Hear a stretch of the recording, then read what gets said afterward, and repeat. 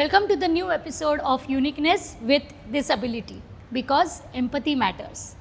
आजचा आपला एपिसोड आहे ना खूप वेगळा आहे, वेगळ्या प्रकारचा असणार आहे कारण आज आपण बघणार आहोत एका ऊन आणि पावसाची गोष्ट. सो लेट्स सी काय आहे ऊन आणि पाऊस. कम. प्रवीण गवळी आणि मंडळी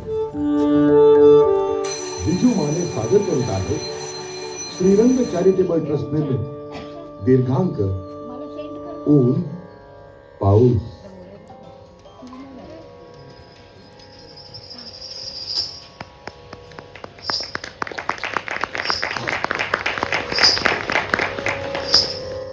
वेलकम सुमित, योगिता आणि कवी. परत एकदा युनिकनेसच्या पॉडकास्टवर तुम्ही आहात आणि आय एम व्हेरी हॅपी, जसं आपण प्रॉमिस केलेलं लास्ट टाइम. भेटूया. आणि तुम्हा तिघांना खूप थँक्स, कारण खूप खूप छान प्रयोग आणि खूप छान कन्सेप्ट तुम्ही आणली आहेत सगळ्यांसमोर. सुमित, पहिलं तुझ्याकडे. आम्हाला सगळ्यांना माहिती आहे की तुझं आणि दिव्यांग हे एक वेगळं नातं आहे, पण तुझं debut as a director with this concept हे कसं झालं? जेव्हा नाटक हा विषय माझ्या डोळ्यासमोर आला तेव्हा मला असं वाटतं की मी ॲक्च्युली सिनेमा क्षेत्रात जास्त काम करतो, आर्ट डिरेक्शनचं, आणि नाटकातही मी नेपथ्य करत असतो. पण मला स्वतःला असं वाटलं की नाटक ही एक जगण्याची क्रिया आहे, कारण तिथे तुम्हाला लोक येतात आणि तुम्हाला लोक त्यांच्या त्या वेळेला तुम्हाला रिस्पॉन्स देतात. आणि मला असं वाटतं की अशा काही कलाकारांना, म्हणजे जे दृष्टिबाधित आहेत, त्यांना जर त्याच वेळेला ती पावती मिळाली त्यांच्या कलेची, तर त्यांना त्यांचं पुढचं आयुष्य अजून सोपं व्हायला लागतं. कारण त्यांना असं वाटायला लागतं की आपल्याबरोबर हे सगळे लोक आहेत, त्यांचा रिस्पॉन्स आहे, म्हणजे ते आपल्यासोबत आहेत. आणि ती खूप महत्त्वाची भावना फक्त नाटकातनंच येऊ शकते, असं जेव्हा मला वाटलं तेव्हा मी ठरवलं की आता ह्यापुढे नाटक करायला पाहिजे. दुसरी गोष्ट, बऱ्याचदा या क्षेत्रात काम करत असताना मला कांचन सोनटक्के ज्या आहेत, ज्या नाट्यशाळेची अनेक वर्ष दिव्यांगांची नाटकं करत होत्या, पण काही आता वृद्ध असल्यामुळे आणि बऱ्याच गोष्टींमुळे त्या आता सध्या फार तसं प्रोडक्शन काही करत नाही आहेत. पण त्या मला नेहमी सांगायच्या की काहीतरी कर तू नवीन, मग काही असेल ते, पण नाटकाच्या रिलेटेड केलंस तर त्यांना आनंद होईल. आणि ते वाक्य मी कायम लक्षात ठेवलं. या निमित्तानं त्यांचं नाव घेता आलं आणि मग त्याच्यामुळे दिव्यांग रंगभूमीसाठी आपण काहीतरी करावं, आणि म्हणून इथे दिग्दर्शनाची धुरा उचलली. कारण मला माहिती आहे की मी कितीही लोकांना सांगितलं की असं काहीतरी आपण करूया, तर लोकं लगेच तयार होत नाहीत. मुळात एकतर प्रायोगिक नाटकालाच आजकाल लोकं तयार होत नाहीत, आणि त्यात जर झाले तर सगळंच महाग झाल्यामुळे किंवा पैसे नसल्यामुळे आपल्याला सगळ्याच गोष्टी जमतील असं वाटतं, आणि मग तेव्हा त्या गोष्टी स्वप्नात राहतात. पण मला असं वाटलं की नाही, आपण हे केलं पाहिजे. खरं तर आम्ही पूर्ण वेळ काम करत असतो सगळेच, म्हणजे मी, योगिता, कवी, आम्ही सगळे बाहेर काम करत असतो. पण त्यातनं आम्ही ही प्रोसेस गेल्या एप्रिल महिन्यापासून चालू केली आहे. ती आज डिसेंबर आला आणि तेव्हा पूर्ण होते. कारण आम्हाला इतर लोकांपेक्षा नक्की वेळ लागतो तर लागतो. आपण मान्य केलं पाहिजे की आपल्यातल्या ॲबिलिटीज काय आहेत, आणि त्यावर आम्ही काम करत हे नाटक सुरू केलं, आणि आज हे नाटक सगळ्यांसमोर आहे. म्हणजे खऱ्या अर्थाने आम्ही उन्हात नाटक सुरू केलं, पावसात रिहर्सल केल्या आणि आता थंडीमध्ये आम्ही ऊन पाऊस घेऊन आलोय, असं झालंय. ग्रेट. योगिता, तर तुझ्याकडे येते. हां. ओके, तू ह्याच्या आधी सुमित बरोबर नाटक केलंस, बरोबर? हो. पण ह्या नाटकामध्ये काय विशेष आहे? या नाटकामध्ये विशेष म्हणजे कसं, की अगोदरची जी 2 नाटकं होती ती फक्त आणि फक्त आमच्या समस्यांवर भाष्य करणारी नाटकं होती, आणि आत्ताचं जे नाटक आहे ते सोल्युशन सांगणारं नाटक आहे. काही कन्सेप्ट्स होत्या त्या आम्हाला स्वतःला कधी-कधी क्लिअर होताना असं होत होतं, की अरे कसं यांना समजवायचं? जसं की आता फ्रिक्वेन्सीजचा मुद्दा आहे. तर फ्रिक्वेन्सीज, साऊंड आणि हे सगळं समजवणं नाटकातून प्रेक्षकांना मी कसं समजावू शकते? हा माझ्यापुढे एक खूप मोठा यक्ष प्रश्न होता एका अर्थाने. पण मग त्याच्यावरती विचार करता उदाहरणं मलाच सुचत गेली, की अच्छा आपण हे करू शकतो का? अच्छा, म्हणून हे, कारण रेडिओचं उदाहरण मुळातच होतं, पण आता आपल्याला माहिती आहे रेडिओची काय अवस्था आहे. आज आकाशवाणी सुद्धा YouTube आणि Facebookवरती येते. तर मग रेडिओ दाखवायचा कसा? मग दुसरं काय करता येऊ शकतं? हे उदाहरण म्हणजे. तर या पद्धतीने जाता एक थोडंसं म्हणजे रिहर्सलच्या बाबतीत म्हटलं तर मानसिक, शारीरिक असा दोन्ही थकवा आला.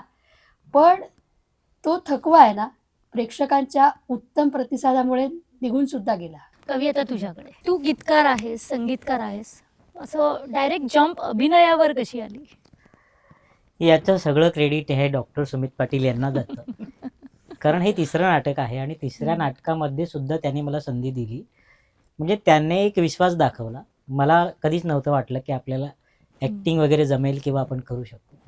पण तो फार अधिकारवाणीने सांगतो की मी तुम्हाला डोळ्यांसमोर ठेवून लिहायला सांगितलं आहे आणि तुम्ही ते करा. त्यामुळे तो जर आपल्यावर विश्वास टाकतो तर तो विश्वास सार्थ ठरवणं हे आपलं कर्तव्य आहे. आणि त्याने तसे आमची ट्रेनिंग घेतलीच.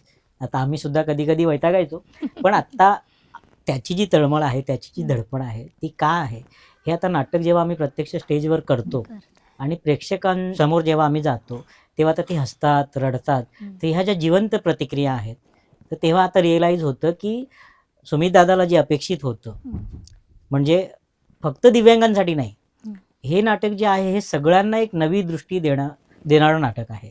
कारण अनेक प्रतिकूल परिस्थिती असतात ज्या पुढे कधीतरी आपण हतबल होतो, पण ते हतबल न होता जर आपण सकारात्मकतेने विचार केला तर त्या प्रत्येक समस्येवर एखादं सोल्युशन नक्की निघू शकतं आणि आपलं जगणं हे आपण अधिक चांगलं करू शकतो, सुसह्य करू शकतो, सुंदर करू शकतो, मला असं वाटतं. आणि त्यासाठी प्रयत्न आपण करत राहिले पाहिजेत. आणि हा एक मेसेज नाटकाच्या माध्यमातून देण्याचा प्रयत्न आहे. पण आमच्या पर्सनल लाईफमध्ये सुद्धा हे नाटक फार इम्पॅक्ट करणारं नाटक आहे. बऱ्याच गोष्टींकडे बघण्याचा दृष्टिकोन बदलला. कारण अनेक वर्ष एकाच पद्धतीने जगता जो एक स्टक होतो ना आपण कुठेतरी, तसं झालं होतं. पण आता ह्या नाटकाच्या निमित्ताने सुमित दादाने जे आम्हाला दाखवण्याचा प्रयत्न केला की तुम्ही जे जगणार तेच प्रेक्षकांना दिसेल, जे तुम्ही दाखवाल ते. त्यामुळे ते आपल्या आतमध्ये घेण्याचा प्रयत्न जो केला आणि त्यातून जे आता दिसतंय ते फार छान सुंदर चित्र आहे. त्यामुळे त्याचे फार फार आभार की त्याने एक नवीन काहीतरी करायची संधी दिली आणि आम्ही ते एन्जॉय करतोय आता. स्क्रीनवर सबटायटल्स बघतो, पण तुझा हा प्रयोग होता जो साईन लँग्वेजमध्ये तू ओंकारला उभं केलंस आणि तुझं प्लेसिंग जे विठ्ठलासमोर त्याला उभं केलंस ते इतकं अप्रतिम होतं की मला खूप आवडलं. आणि थिएटरमध्ये काइंड ऑफ सबटायटल्स आणलंस तू, तर त्याच्याविषयी काहीतरी सांग. दिव्यांगांबद्दल विचार केला जातो तेव्हा आपण जे दृष्टीबाधित आहे ते ऐकू शकतात आणि ऐकून नाटक इमॅजिन करू शकतात. किंवा जे लोक इतर डिसेबिलिटीजमध्ये आहेत तर ते लोक त्यांच्या पद्धतीने येऊ शकतात. मग येऊ शकत नसतील, तिथे रॅम्प्स नसतील, तर आम्ही त्यांना उचलून आणतो आणि आम्ही बसवतो. ॲट बेस्ट पॉसिबिलिटीज आपण काय काय करू शकतो. तेव्हा माझ्या असं लक्षात आलं की माझं नाटक हे अशाही लोकांनी बघायला हवं किंवा ऐकायला हवं ज्या लोकांना कधीच आयुष्यात ऐकता येणार नाहीये. आणि मग ती ऐकण्याची लँग्वेज काय असेल, ती भाषा काय असेल, तर ती डेफिनेटली साईन लँग्वेज आहे. आणि मी ओमकारला विचारलं आणि ओमकार गेल्या 2 वर्षांपासून माझ्याबरोबर आहेत. आम्ही जिथे जाऊन आमचे विचार मांडण्याचा प्रयत्न करतो, तिथे मी ओमकारला घेऊन जातो. मी कुठेही पेपर प्रेझेंट करत असेन किंवा मी कुठेही एखादं दुसरं काम करत असेन, तिथेही ओमकार माझ्यासोबत असतो. कारण त्यांनी ती भाषा शिकली आणि ती भाषा लोकांपर्यंत पोहोचवणं गरजेचं वाटलं आम्हाला. कारण ह्या जगातला प्रत्येक माणसानी नाटकाचा आनंद घेतला पाहिजे असं मला वाटतं. आणि जर तो आनंद आपण देणं सुरू केलं तर मला असं वाटतं इतरही करतील. कारण आजही आपल्याकडे जर ब्लाइंड हवे असतील, आपल्याकडे इतर कुठल्याही प्रकारचे जे डिसेबिलिटीजवाले हवे असतील, तर ते लोक येऊन ते लोक कधीच समोर येत नाही. तर त्यांचं ॲक्टिंग करून लोक समोर येतात, पण त्यांच्यासारख्या लोकांना कधी बघायलाही बोलवत नाही. अशी अनेक नाटकं आहेत आपल्याकडे, मुक्या बहिऱ्या आंधळ्यांची. आणि त्यावेळेला मला असं वाटतं की कधी मला वाईट वाटतं की अरे हे नाटक ज्यांच्यावरनं सुचलं असेल त्यांना कधीतरी पहिल्यांदा दाखवलंय का, किंवा तो प्रेक्षक असेल का त्यांचा पहिला. तर हे कधीच होत नाही. पण मला असं वाटतं की माझ्या ह्याच्यामध्ये ती सर्वसमावेशकता असावी. कारण आज आपण म्हणतो की आपलं नाटकाची परंपरा 100 वर्षांची होऊन गेलेली आहे, पण ती सर्वसमावेशकता आली आहे का आता, की ती नाही आली आहे. इन्क्लुझिव्हनेस अजूनही त्याच्यामध्ये आलेला नाहीये आणि तो येणं गरजेचं आहे. आणि त्याच्यासाठी मला असं वाटतं की कोणाला तरी सांगून करण्यापेक्षा आपण सुरुवात करूया आणि मग बघूयात. म्हणून ओमकार आज तिकडे होता. आणि कायम मला असं वाटतं की विठ्ठल हा, मी आता नावातही एकेरी म्हटलंय, कारण तो सखा आहे आपल्या सगळ्यांचा. आणि तो कधी कोणाबरोबरही असतो, कोणीही त्याच्याजवळ जातं, अगदी कुठून लोक येतात आणि ती चंद्रभागा वाहत असते त्या प्रेमाने. तर असं मला वाटलं की त्या विठ्ठलाच्या समोरच तो असावा, कारण तो सगळ्यांना आपलासा वाटतो आणि ती भाषाही आपलीशी व्हावी, ती भाषा आपल्याला कळावी. आणि अशा लोकांनाही ज्यांना आपण वेगळं ठेवलेलं आहे भाषेच्या बाबतीत, त्यांनाही आपली वाटावी. म्हणून खरं तर हा सगळा आम्ही घाट घातला होता. खूप छान कन्सेप्ट आहे ती, म्हणजे खरंच खूप असं भिडलं ते मनाला की अरे वा, म्हणजे आपण कोणालाही आता इझिली बोलवू शकतो, जसं तू म्हणालास इन्क्ल्युजन. आपण इझिली हिअरिंग इम्पेअर्ड असलेल्या एखाद्या मुलाला सांगू शकतो, अरे ये आणि आमचं नाटक बघ. हां, इतकं छान वाटलं ते. दुसरी गोष्ट, एक सारिका जी हां. तुमची रायटर आहे, तर तुझं तर बऱ्यापैकी दिव्यांग आपल्या मंडळींबरोबर काम आहे, पण सारिकाचं आय थिंक हे पहिलंच प्रकरण होतं या बाबतीत हो. पाऊल टाकण्याचं. तर सारिका आणि तिच्या रायटिंग विषयी काय बोलशील? खरं तर सारिकाची अशी ॲक्सिडेंटली भेट झाली आमची हम्म. आणि मी सारिकाला म्हटलं, "गं सारिका, मला काहीतरी करायचं आहे आणि दोघांबरोबरच करायचं आहे." तर तेव्हा पॉझिटिव्ह, निगेटिव्ह एवढाच विषय होता हम्म. आणि तेव्हा नेमकी सारिका एका अ, स्वतःच्याच एका सिच्युएशनमधनं जात होती आणि मग मला असं म्हटलं, की "अरे, आपण ही सिच्युएशन घेऊयात ना." ही गोष्ट सुरू झालेली एप्रिलमध्ये आणि मग सारिका माझ्या सेट्सवरती यायची. हम्म. अ, गणपतीचे माझे तिचे सेट तयार होत होते आणि माझं गणपतीचं काम हे जूनमध्येच सुरू होतं. हम्म. मेमध्ये त्याची प्री प्लॅनिंग चालू असते. तर तेव्हा ती एकदा दोनदा आली. मग गणपतीच्या सेटवरती तयार होत असताना आली. मग तेव्हा आम्ही हे सगळं बोलत असताना, योगिता कोण आहे? कवी कोण आहे? तर मला योगिताबद्दल सांगायला 2 दिवस गेले होते. मला कवीबद्दल सांगायला 1 दिवस गेला होता. तर हे सगळं सांगत असताना मला ती म्हणाली, की "आता ह्यांच्याशी मी बोलते." मग योगिता बरोबर आणि कवी बरोबर सारिका सेपरेट बोलली. हम्म. मग तिला वाटलं ते मला तिने सांगितलं. मग त्याच्यात मला काय वाटतंय ते मी सांगितलं. असं ते नाटक घडत गेलं आणि मला असं वाटतं, की सारिकाचा सायकॉलॉजीचा अभ्यास, सारिकाची असणारी संवेदनशीलता, सारिकाचं असणारं लेखन हे आजच्या काळासाठी अतिशय महत्त्वाचं आहे असं मला वाटतं आणि गंमत सांगतो मी तुला, की त्याच्यानंतर सारिकानी जी नाटकं लिहिली किंवा एकांकिका लिहिल्या त्याचे सेट मीच केले होते. तर ते योगायोग जुळून आला. अ, आणि सारिका मागच्या वर्षीची आय-एन-टीची लेखिका आहे. म्हणजे विनर लेखिका आहे. खरं तर आय-एन-टीचं 50वं वर्ष आणि त्यात सारिका जिंकली होती. त्यामुळे तो एक वेगळा आनंद होता. तर मला असं वाटलं कुठेतरी, की ते ते जुळलेलं असतं कुठेतरी हम्म. आणि सारिकाने अशा लोकांचा अभ्यास करायला सुरुवात केली. मग तिने मला सांगितलं, की "तुला जास्त त्यांच्याबद्दल आस्था आहे का इतर हं. लोकांपेक्षा?" असे तिने मला खूप क्रॉस क्वेश्चन्स विचारले. हं. मग तिने माझंही कॅरेक्टर त्याच्यामध्ये घातलं. असं ते बऱ्याच गोष्टी वर-खाली करून हं. ते नाटक तयार झालं आणि जेव्हा तयार झालं आणि जेव्हा त्याचे बरेच ड्राफ्ट झाले, त्याच्यानंतर सारिकाने मला जो एक ड्राफ्ट पाठवला, की "हा आता योग्य आहे आणि हा पहिला तू योगिताला पाठव." हं. तर मी म्हटलं, की "मी वाचायचा आहे का नाही?" तर ती म्हणाली, "नाही, पहिलं तू योगिताला पाठव." ओके. मग योगिताला पाठवला. योगिताला मी असं फोन करून सांगितलं, की "मी वाचलंय, तुला कसं वाटतंय ते सांग." तर हं. योगिताने म्हणाले, "मस्त आहे. हे हे असंच आपल्याला करायचं आहे." असं हं. योगिताचं रिएक्शन होतं. मग मी सारिकाला विचारलं, "आता तरी वाचू का मी?" असं आमच्यामध्ये प्रोसेस झाली होती. आणि मग तिने कवीला पाठवलं, मग वाचायला सांगितलं, मग मी वाचलं. हं. सो अशी ओके. उलटी प्रोसेस झाली होती. आणि हे मला असं वाटतं, की हा एक खेळ आमचाही होता ऊन-पावसाचा. हं. हं. हं. तर त्यातून हे खरं तर ऊन-पाऊस होत गेलं आणि सारिका ही परत सांगतोय, की उद्याच्या काळातली खूप चांगली आय प्रतिभावान थिंक तिला या वर्षीचं पण आय-एन-टी तिलाच तिलाच आहे आणि त्यामुळे ती ती आहेच. म्हणजे हो. ती हे करेलच.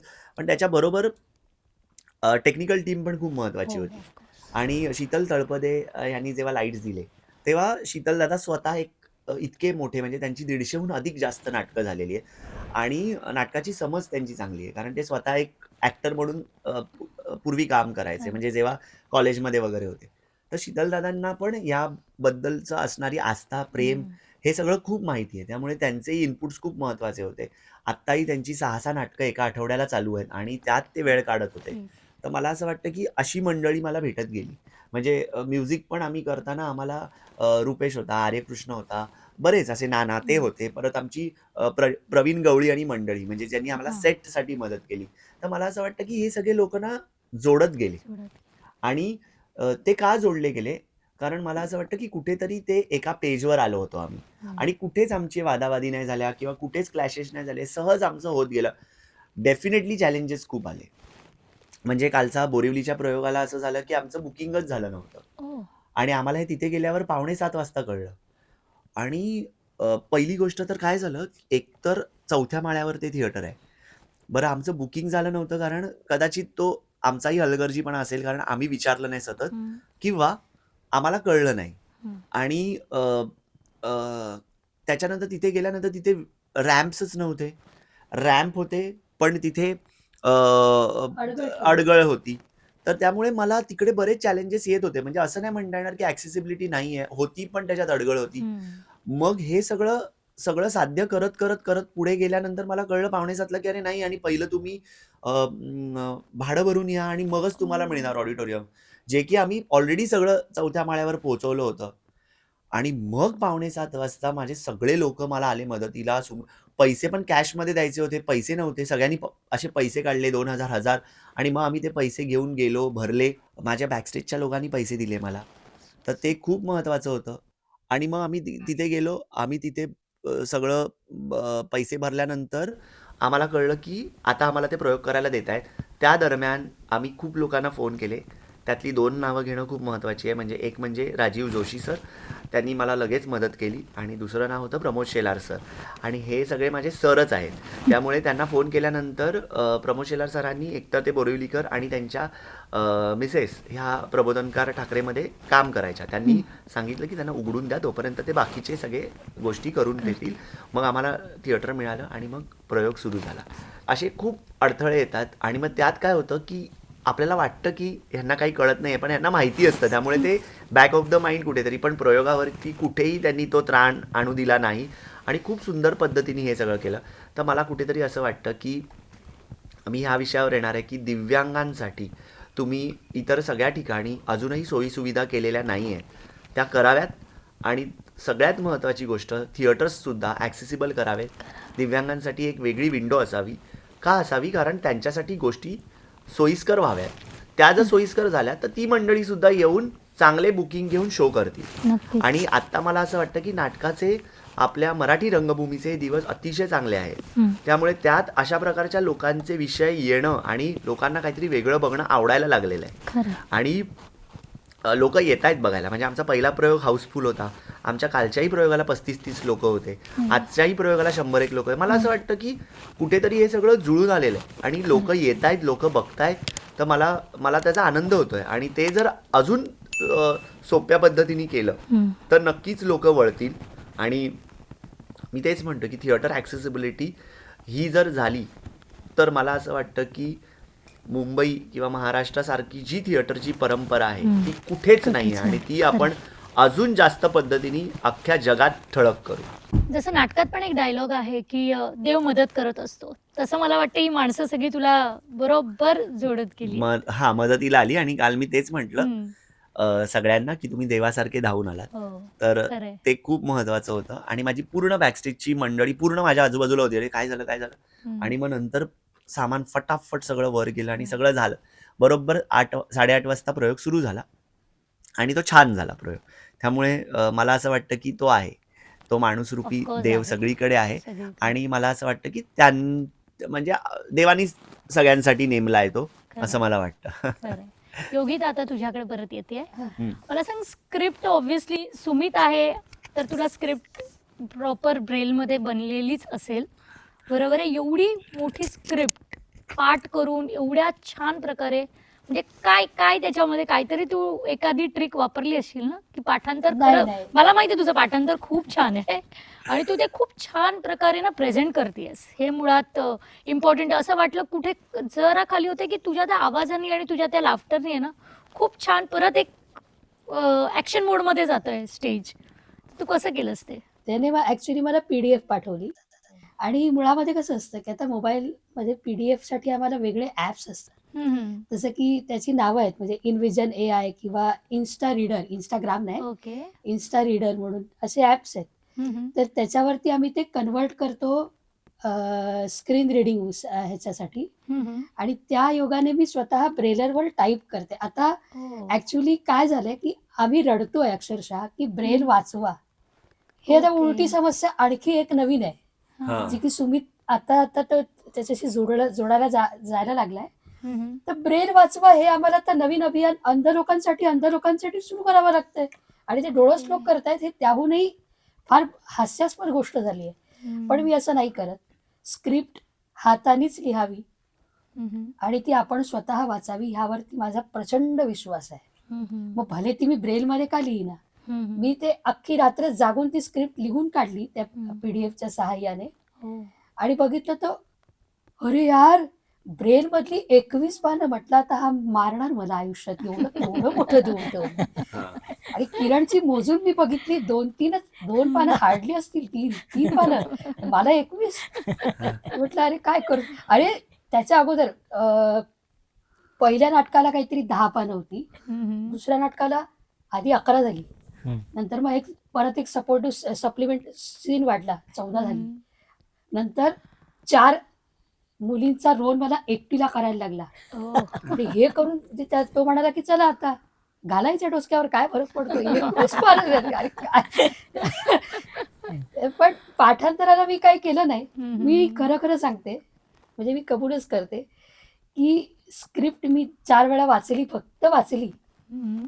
आणि नंतर मी फक्त याच्याबरोबर ऑनलाईन रिहर्सलला वाव. हार्डली मी 2 ते 3 रिहर्सल फक्त मी स्क्रिप्ट हातात घेतली, त्यानंतर नाही. स्क्रिप्टकडे मी बघितलं सुद्धा नाही, ते असेच लक्षात राहिले.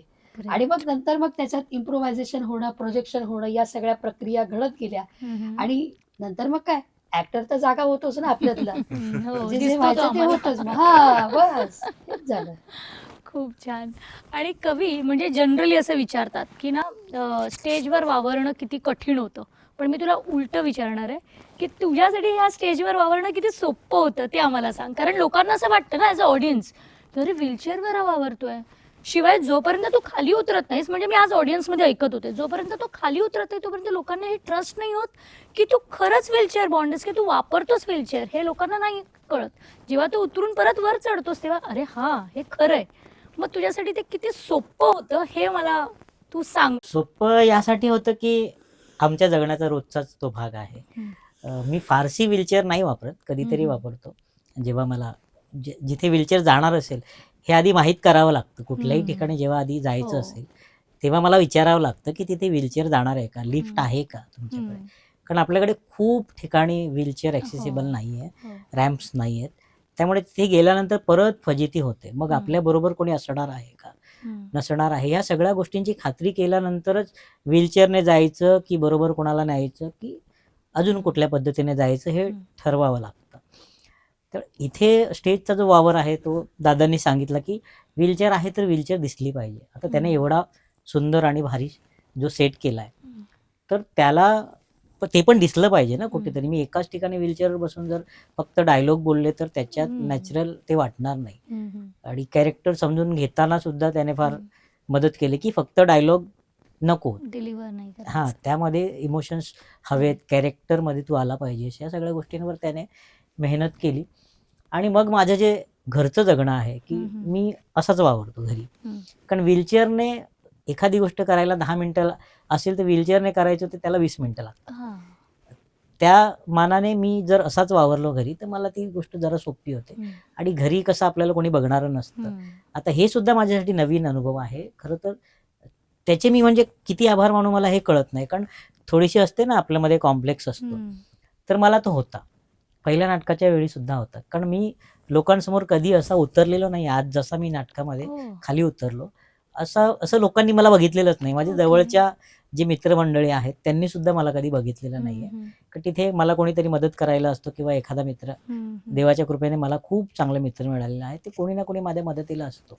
पण हे जेव्हा याने सांगितलं की प्रेक्षकांसमोर मला उतरायचं आहे तर ते मला स्वतःला चॅलेंज करावं लागलं. आणि हे म्हणजे असतं ना की स्वतःला जेव्हा मी ऍक्सेप्ट करेन ना की मी असंच आहे ना, मग मला असं बघितलं न बघितलं काय फरक पडतो. जे काही त्यांनी नाही बघितल्याने माझ्या आयुष्यात काही फरक पडणार आहे आणि बघितल्याने काय फरक पडणार. तर हे स्वतःला समजावणं थोडंसं कठीण होतं आणि ते झालं. त्या नाटकाच्या निमित्ताने झालं. दुसऱ्या नाटकाच्या निमित्ताने ते अजून जरा जास्त वेगाने झालं.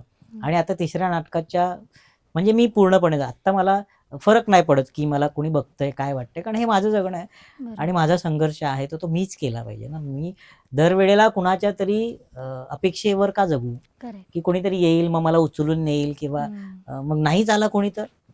म्हणजे मला त्यासाठी प्रिपेअर असणं महत्वाचं आहे. म्हणून मी मगाशी म्हटलं की सर्वसामान्य माणसांना सुद्धा हे नाटक दृष्टी देणारं आहे. कारण आपण स्वतः आत्मनिर्भर झालं पाहिजे ना. तर ते मी झालो. आणि लोकांना काय वाटतं ते माझ्याकडे कसे बघतात यापेक्षा मला स्वतःबद्दल काय वाटतं, मी स्वतः कसा आत्मनिर्भर होईल किंवा स्वतःच्या क्षमतांवर विश्वास ठेवून आपल्या आयुष्यामध्ये पुढे कसं जाता येईल, काय काय मला करता येईल, तो विश्वास या नाटकामुळे मला पुन्हा एकदा मिळाला. गरजला आभाळ सारा बरसल्या आनंद धारा. वा. गरजला आभाळ सारा बरसल्या आनंद धारा. नौकेला माझ्या मनाच्या गवसला आहे किनारा. नौकेला माझ्या मनाच्या गवसला आहे किनारा. या तिमिरा भेदुनिया उजळल्या वाटा प्रकाशी. या तिमिरा भेदुनिया उजळल्या वाटा प्रकाशी. भेट झाली बघ नव्याने या जीवाची त्या शिवाची. बेटर ना की थोडी पैशाची चणचण आपल्याकडे असतेच आणि तरीही तू हे सगळे शोज विदाऊट तिकीट चार्जेस ठेवलेस म्हणजे खूप मोठी गोष्ट आहे माहिती आहे का. म्हणजे धाडस आहे हे. आणि तू हे केलंयस आणि म्हणजे लोक स्वइच्छेने जे काही देतील ते तू एक्सेप्ट करतोयस पण otherwise there are no charges for your shows. मग हे कसं म्हणजे हा विचार डोक्यात आला तेव्हा हम्म. पहिल्या नाटकापासूनच हा डोक्यात विचार होता. हम्म. कारण मुळात आपल्याला दिव्यांग रंगभूमीबद्दल अवेअरनेस क्रिएट करण्यासाठी कोणी पैसे देऊन आपल्याकडे येईल ह्याबद्दल तर माझा विश्वासच नाही आहे. दुसरी गोष्ट, विविध कामांसाठी पैसे लागत असतात हम्म. पण ते पैसे उभे करावे लागतात. म्हणजे आज टेम्पो आला तर मला टेम्पोला द्यायचे ते काय आपल्याला फ्री देणार नाही आहेत. लाईट्स आल्या तर लाईटला द्यायचे आहेत. सेट आला तर सेटला द्यायचेच आहेत. हे सगळं होतं. किंवा आता खाण्यापिण्याचं जे काय असेल ते त्यांना द्यावेच लागतात. हे सगळं माहिती असताना आणि याचा एक खर्च माहीत असताना पण मी हा करायचा निर्णय याच्यासाठी घेतला. कारण जर तो विषय आपण आत्ता पैशांपाठी बाजूला ठेवला हम्म. तर हा विषय कधीच बोलला जाणार नाही. दिव्यांग रंगभूमी पुढे सस्टेन होईल मला वाटत नाही.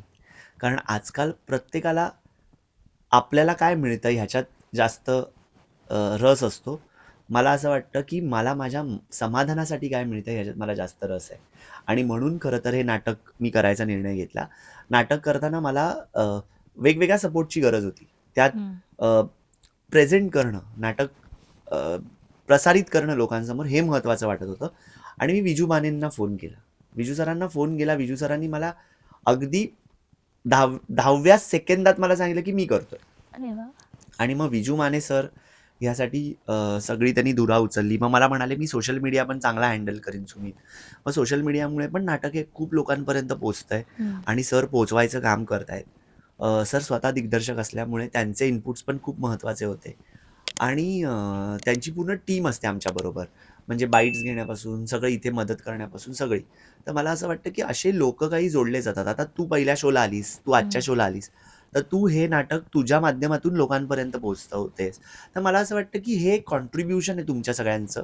आणि ते जर मी केलं नसतं तर हे हम्म. कॉन्ट्रीब्युशन झालं नसतं. खरं. पण हे हळूहळू मला असं वाटतं की आम्ही एका दगडातून कुठेतरी पाझरायला सुरुवात केली आहे. हळूहळू त्याचा धबधबा होईल आणि तो नक्कीच. सगळीकडे जाईल असं मला वाटतंय. आणि तो आम्ही वाहत ठेवणार आहे. मी योगिताला पहिल्याच प्रयोगाला म्हटलं आपण ह्याचे 1000 शो करायचे. वाव. आणि ते कसे शो करता येतील कारण सगळे असे म्हणत होते 1000 म्हणजे हम्म. तर मला असं वाटतं की त्याच्यापेक्षा जास्त करीन आता. कारण आम्ही हे नाटक सगळीकडे करू इच्छितो. म्हणजे शाळांमध्ये तुझ्या माध्यमातून हे सांगू इच्छितो की अशा ज्या शाळा आहेत त्यांना जर प्रयोग हा तुमच्या शाळेमध्ये हवा असेल तर नक्की सांगा. कुठल्या वृद्धाश्रमात हवा असेल तर नक्की सांगा. आम्ही येऊन हे प्रयोग करायला इच्छुक आहोत. कारण हा विषय लोकांपर्यंत जर पोहोचला आणि त्यातून जर काहीतरी सकारात्मक दृष्टिकोन त्यांना मिळाला तर त्याच्यापेक्षा जास्त आनंद, उत्साह, समाधान मला असं वाटतं की आमच्या तिघांना काहीच नसेल आणि आमच्या पूर्ण टीमला नसेल. त्यामुळे ते आम्ही करत राहणार. कारण ते केलं तर आम्हाला असं वाटतं की ती जगण्यातली ऊर्जा मिळेल आम्हाला असं वाटतंय. आणि तो 1000च्या आता 3 स्टेप्स ऑलरेडी जवळ आल्यात. आता 997 राहिले shows आहेत. हो तेवढेच आणि राहिले. त्याच्यामुळे जास्त होतीलच हा, ऑफकोर्स. होणार, आपण तर होणार. तेच प्रे करू की Yes. 1000पेक्षा जास्त येस शोज येस मी आपले एकदा होतील. ठरवलं की मी करतो. हो. मग मी कारण आता अनेक फेस्टिवल्स मधनं पण आजच मला फोन आले हम्म. की सुमित आमच्या इथे करतोयस का, वाव. आमच्या इथे करतोयस का, तुझ्याबद्दल ऐकलं, तुझ्याबद्दल वाचलं, आमच्या इथे कर. सो जे आत्तापर्यंत फक्त सेलिब्रिटीजची नाटकं करत होते हम्म. त्यांनी जेव्हा मला फोन केला तेव्हा त्याच्यापेक्षा दुसरा आनंद काही नसेल मला. ग्रेट. मग आमचा आत्ता शो 13 तारखेला बँगलोर ताजमध्ये होणार आहे. वाव. तर आम्ही त्याची आता हिंदीमध्ये प्रिपरेशन सगळं करतोय. सो मराठी आणि हिंदी असं आता दोन्ही ह्याच्यामध्ये. तर मला असं वाटतं कुठेतरी की हे सगळं होत जाणार आहे, हळूहळू होणार. पण मला पूर्ण विश्वास आहे, देवावर पूर्ण विश्वास आहे, कलेवरती तर आहेच आणि त्यामुळे आम्ही जगतोय. पण त्यांनी नक्की होईल आणि स्वेच्छामूल्य आहे, तर त्यामुळे लोकांनी यायला पाहिजे. आशीर्वाद देण्यासाठी तरी यायला पाहिजे. आम्हाला काहीही अपेक्षा नाहीये. म्हणजे आम्ही नाटकातल्या डायलॉगप्रमाणे आम्ही ओंजळ ठेवली आहे, पण आम्हाला माहिती आहे की ते भरेल, नाही भरेल, नाही ठीक आहे. भरेल. पण आम्ही परत ती ओंजळ ठेवू पुढे पण. हो, पण काम करत राहू. म्हणजे कायम आम्ही काम करत राहू. म्हणजे ते आम्ही थांबणार नाही आहोत. मागच्याही नाटकाचे 24 एक प्रयोग झाले होते. त्याच्याही आधीच्या नाटकाचे 17-18 प्रयोग झाले होते. पण हे नाटक मी हजारांशिवाय थांबणार नाही आता. नाही त्यामुळे ही थांबायचं सगळी आहे, सुरुवात आहे नक्कीच. आणि खरं तर हे सगळे लोकं मला खूप चांगला सपोर्ट करतायत. योगिता, कवी आणि दोघंच असल्यामुळे चला तिघं असं म्हणून. तर आता 12ला आम्ही तिघंच जण जाणार आहे. आम्ही त्याचीही अरे प्रॅक्टिस वा. केली, की मी व्हीलचेअर घेऊन हिची वाद्य घेऊन कसं चालू शकतो. तर हो, त्याचीही आम्ही प्रॅक्टिस केली आहे. ग्रेट. कारण मला कोणी मदतीला नाही आलं तर काय करणार? मग काय आपण असं करणार? करूया, इथे हे अडकवूया. याची हम्म. आम्ही प्रॅक्टिस करून ठेवली आहे कालच. म्हणजे हो. कालच्या बोरिवलीच्या प्रयोगाच्या आधी आम्ही हीच प्रॅक्टिस करत होतो. हम्म. तर मला असं वाटतं की कुठेतरी ह्या सगळ्याची सुरुवात झाली आहे आणि आता होत जाईल पुढे. आणि कोणाला कॉन्टॅक्ट करायचं असेल तुला, म्हणजे ऑफकोर्स सोशल मीडियावर तुम्ही आहातच, पण आमच्या चॅनलद्वारे कोणाला तुझ्या शोज साठी कॉन्टॅक्ट करायचं असेल तर तर तुम्ही काय मला करू नक्की कॉन्टॅक्ट करू शकता. आमचं श्रीरंग चॅरिटेबल ट्रस्ट आहे आणि माझा नंबर मी स्क्रीनवर देणारच आहे. तर तुम्ही मला नक्की फोन करा. अ, आम्ही शो करण्यासाठी कुठेही यायला तयार आहोत. हां, म्हणजे फक्त आम्हाला तिथपर्यंत पोहोचता आलं पाहिजे आणि ते कसं पोहोचण्याचे मार्ग आम्हाला काढायला लागतील ते आम्ही काढू. पण आम्ही नक्की तुमच्यापर्यंत पोहोचू आणि थँक यू. थँक्यू. परत एकदा युनिकनेसच्या चॅनलवर आल्याबद्दल मी तुमची खूप आभारी आहे. म्हणजे ॲक्च्युली मनापासून खूप आभारी आहे. कारण आपल्या सब्जेक्टला खूप जोडून तुम्ही काहीतरी करताय आणि तुमच्या 1000व्या शोचा पण पॉडकास्ट मी आत्ताच बुक करते. क्या नाही, बात नाही. मी आहे. तुला नक्कीच 100व्या करा. बोलवणार, मग 200व्या बोलवणार असं प्रत्येक येस, येस. नक्की, प्रत्येक नक्की. टप्प्यावर बोलवणार. Yes. Double century, triple century सब कुछ चाहिए ना यार. Of course. हां. कारण हे बाळ जन्माला यायच्या आधीपासून मी तुमच्या हो. बरोबर आहे तुम्ही आणि पहिल्या असणारच. शोला असणारे लोकं 100व्या शोला असायलाच लागतात. येस. कारण ती Yes. आपणच प्रथा केली पाहिजे. हो, हो. हां, तर त्यामुळे मला असं वाटतं ते नक्की होईल. नक्कीच, नक्कीच. Yes. Thank you once again. Thank you so much तिघांना पण. Thank you. You. Thank thank you. You. Thank thank you you. so much. इतक्या सुंदर शो नंतर आणि इतक्या अप्रतिम पॉडकास्ट नंतर श्रीरंग चॅरिटेबल ट्रस्ट यांना तुम्ही नक्कीच कॉन्टॅक्ट करताय. नेक्स्ट टाइम तुमच्या एरियामध्ये ऊन आणि पाऊस दोघंही एकत्र येत आहेत आणि एक खूप छान शो तुम्ही नक्की बघताय. So keep watching uniqueness with disability आणि लाईक, शेअर आणि सबस्क्राईब करायला विसरू नका. थँक्यू.